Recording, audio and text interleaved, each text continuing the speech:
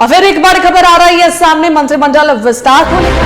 देखिए, हेमंत कैबिनेट में विभागों का बंटवारा जो है वो हो चुका है और जो जो विभाग मंत्रियों को दिए जाने हैं वो लिस्ट भी जो है सामने आ चुकी है। तो देखिए, सीएम को 1 और 11 मंत्रियों के बीच ये विभागों का बंटवारा हुआ है और सारे लिस्ट सामने आ चुके हैं कि किन किन मंत्रियों को कौन कौन से विभाग दिए गए हैं। तो सीएम हेमंत सोरेन के पास जो है कार्मिक, प्रशासनिक सुधार और राजभाषा विभाग, गृह कारा विभाग, पथ निर्माण, भवन निर्माण, मंत्रिमंडल सचिवालय और निगरानी विभाग। आपको बताया कि राधा कृष्ण किशोर को वित्त, वाणिज्य कर विभाग, योजना एवं विकास और संसदीय कार्य विभाग दिए गए हैं। दीपक बिरुवा की बात कर रहे हैं तो दीपक बिरुवा को राजस्व, निबंधन एवं भूमि सुधार विभाग और परिवहन विभाग दिया गया है। चमरा लिंडा को ST/SC कल्याण विभाग, संजय प्रसाद यादव को श्रम नियोजन, प्रशिक्षण एवं कौशल विकास विभाग और उद्योग विभाग, और रामदास सोरेन को स्कूली शिक्षा एवं साक्षरता विभाग और निबंधन विभाग मिला है। इरफान अंसारी को स्वास्थ्य, चिकित्सा, शिक्षा एवं परिवार कल्याण विभाग और खाद्य, सार्वजनिक वितरण एवं उपभोक्ता मामला विभाग और आपदा प्रबंधन विभाग मिला है।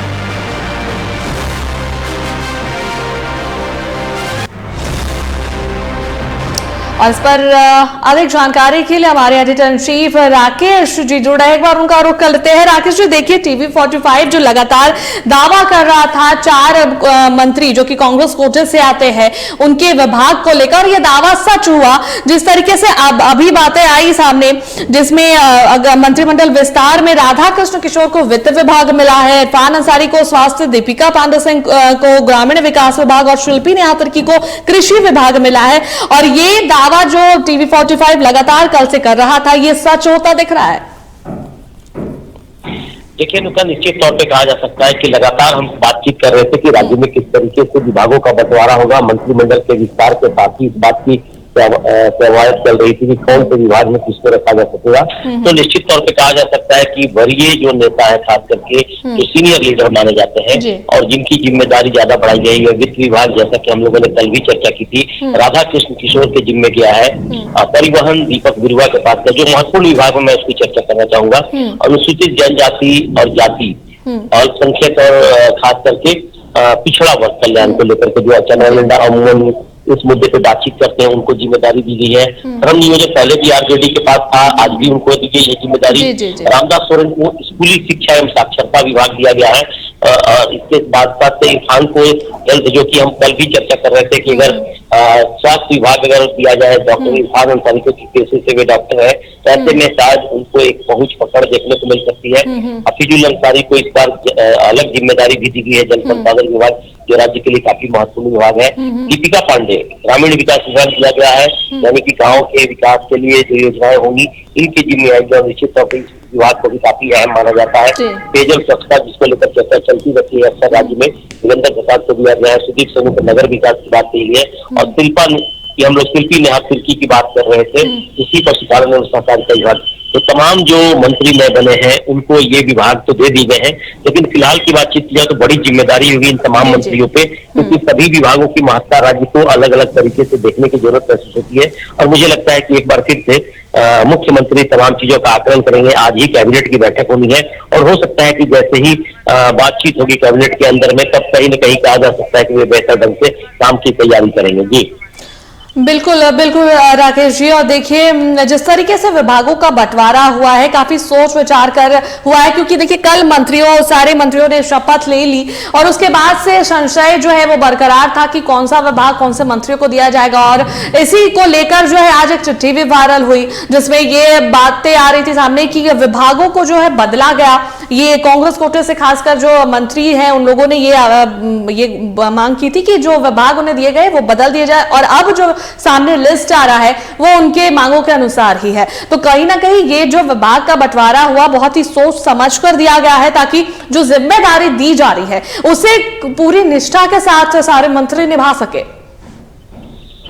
देखिए, जाहिर सी बात है अनुष्का, जिस तरीके से हम बात कह रहे थे कि मंत्रियों की जिम्मेदारी बढ़ेगी, और अभी की बातचीत की जाए तो पार्टी के स्तर पर भी कहीं न कहीं आकलन किया जा रहा है।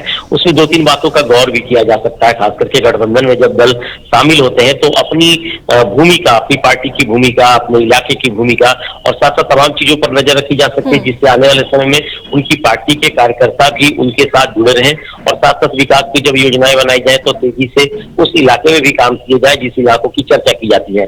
पार्टियां अक्सर इस तरह के प्रयास करती रहती है बड़े लेवल पे कि कौन सी विधायक को जो मंत्री बन रहे हैं उनको कौन सा विभाग दिया जाए जिससे बेहतर ढंग से काम कर सकते हैं, और साथ साथ इलाकों का भी कहीं न कहीं आकलन किया जा रहा था। तो सारी चीजें गंभीरता से देखी गई हैं और निश्चित तौर पे कहा जा सकता है कि सहयोगी दल के साथ तालमेल रखने।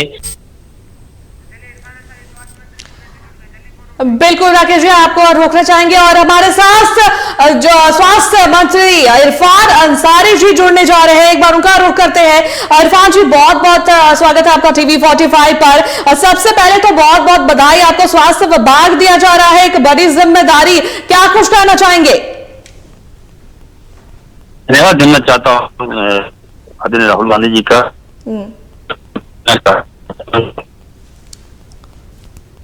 दिया है, मैं पेशे से डॉक्टर भी हूँ और मैं चाहता था कि स्वास्थ्य में मैं जाऊँ, लेकर काफी विवाद भी हुआ था, आपने देखा होगा जी जी। तो चलिए, अब मौका मिला है, काम करूंगा, लोगों की इलाज करूंगा, और सरकार समय में मेरी छवि को किस तरह से धूमिल करने का प्रयास किया गया जी। मैं कभी आपने नहीं किया है। जिस प्रकार से पेश करके मुझे नीचा दिखाने का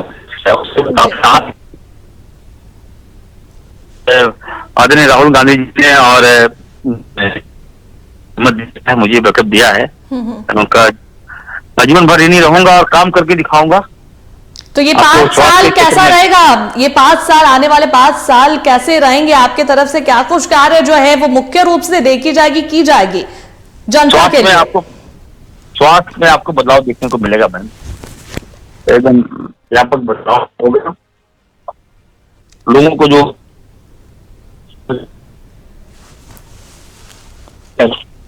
तो I think I will do better and better. ठीक है मैम, चलिए, बहुत बहुत धन्यवाद इरफान जी हमारे साथ जुड़ने के लिए और अपनी बातें हमारे साथ साझा करने के लिए। तो देखिए, इरफान अंसारी स्वास्थ्य विभाग इन्हें मिला है, स्वास्थ्य मंत्री अब ये कहलाएंगे, हम झारखंड के नए स्वास्थ्य मंत्री कहलाएंगे इरफान अंसारी। और अब जो है आगे की स्वास्थ्य विभाग की जो है देखभाल वो करेंगे, विभाग को देखेंगे। तो हमारे साथ हमारे editor in chief Rakesh ji जुड़े हुए थे, एक बार उनका फिर से रुख कर लेते हैं। राकेश जी, देखिए इरफान अंसारी जो है हमारे साथ जुड़े और जिस तरीके से उन्होंने कहा कि उनकी छवि को धूमिल करने की कोशिश की गई, लेकिन उन्हें कार्य सौंपा गया है, उन्हें विभाग जो सौंपा गया है, उन्हें जो जिम्मेदारी सौंपी गई है उसे पूरी निष्ठा के साथ निभाएंगे और आगे आने वाले 5 सालों में जो है स्वास्थ्य विभाग में कई बदलाव भी देखने को मिलेंगे। देखिए, मैं कल ही चर्चा कर रहा था अनुष्का की जिस तरीके से अनुभवी लोगों को सामने लाया जा रहा है और जो जिस विभाग के लिए कारगर साबित हो सकता है अगर उसको जिम्मेदारी मिलती है तो निश्चित तौर पे कहा जा सकता है कि बेहतर ढंग से काम किया जा सकेगा। डॉक्टर इरफान अंसारी पिछले कार्यकाल के दौरान ही इस बात की चर्चा कर रहे थे कि उनको भी बड़ी जिम्मेदारी दी जा सकती है, चूंकि वे डॉक्टर है प्रोफेशन से और डॉक्टर होने के नाते तमाम चीजों को समझ सकते हैं, तमाम बातों की चर्चा के दौरान बातचीत कर सकते हैं। और खास करके आज की बातचीत है तो मेडिकल की लाइन की बातचीत की जाए, बड़ा ही चुनौती वाला दिखाई पड़ रहा है पूरे राज्य के लिए, क्योंकि अंतिम व्यक्ति तक स्वास्थ्य सेवा कैसे पहुंचेगी, उनको बेहतर इलाज कैसे हो पाएंगे, इस पर लगातार सवाल खड़े होते रहते हैं। और अक्सर हम लोग कई ऐसी तस्वीरों को देखते हैं जिसको देखकर लगता है कि कई स्वास्थ्य विभाग पे सवाल खड़े हो रहे हैं। तो ऐसे मौके पे उनकी जिम्मेदारी ज्यादा होगी, क्योंकि आज की बातचीत की जाए तो कई ऐसे ग्रामीण इलाके हैं, दुर्गम इलाके हैं जहाँ स्वास्थ्य सेवा पूरी तरह से कारगर ढंग से काम नहीं कर पा रही है। और ऐसे मौकों पे कहीं न कहीं इरफान अंसारी उस जिम्मेदारी को लेने के लिए तैयार बैठे हैं और मुझे लगता है कि वे इसमें पूरी तरह से आगे बढ़ चढ़कर काम करने में सक्षम होते नजर आएंगे। जी बिल्कुल बिल्कुल राकेश जी। और देखिए अगर हम झारखंड में स्वास्थ्य विभाग की बात करते हैं तो बहुत ऐसी त्रुटि है जो से सॉल्व करने की जरूरत है, क्योंकि ग्रामीण इलाकों से जितने लोग आते हैं उन लोगों को काफी परेशानियों का सामना करना पड़ता है, क्योंकि स्वास्थ्य विभाग में जो सुविधाएं हैं स्वास्थ्य विभाग की तरफ से वो सही ढंग से उन्हें नहीं मिल रही है, और इस पर जो है काम करने की जरूरत है। और जब खासकर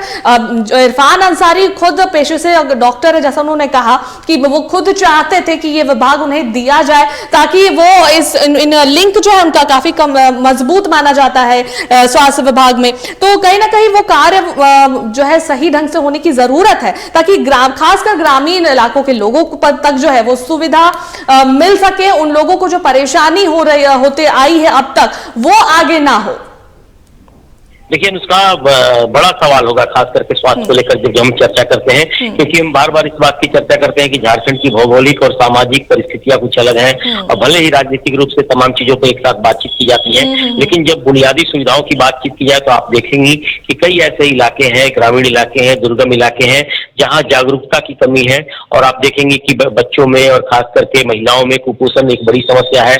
साथ साथ कई ऐसे माइंस मिनरल्स वाले इलाके हैं जहाँ पे प्रदूषण को लेकर कई तरह की नई बीमारियां देखने को मिलती हैं, और ये भी माना जाता है कि कई ऐसे इलाके हैं जहाँ पानी को लेकर जो समस्या है वहाँ की परिस्थितियां कुछ अलग होती हैं, और वहाँ भी कई ऐसे बीमारी आते हैं जिसको लेकर लंबे समय तक रिसर्च करने की जरूरत होती है और चर्चा होती रहती है। पलामू का इलाका किया जाए तो आर्सेनिक को लेकर सवाल खड़े किए जाते हैं, सरंडा और संथाल के इलाके की बातचीत की जाए तो आदिवासी इलाकों में कई ऐसी जगह हैं जहाँ पे मच्छरों के प्रकोप से कई नई बीमारियां होती हैं, और आप जा सकती है सारंडा के इलाके, चाईबासा के इलाके में तो लाल पानी का जो मामला आया है उसको लेकर चर्चा चलती है कि आखिर कैसे बेहतर ढंग से वहां पे जीवन व्यतीत किया जा सकता है जब इस तरह के आयरन वाले पानी ज्यादा मिलेंगे।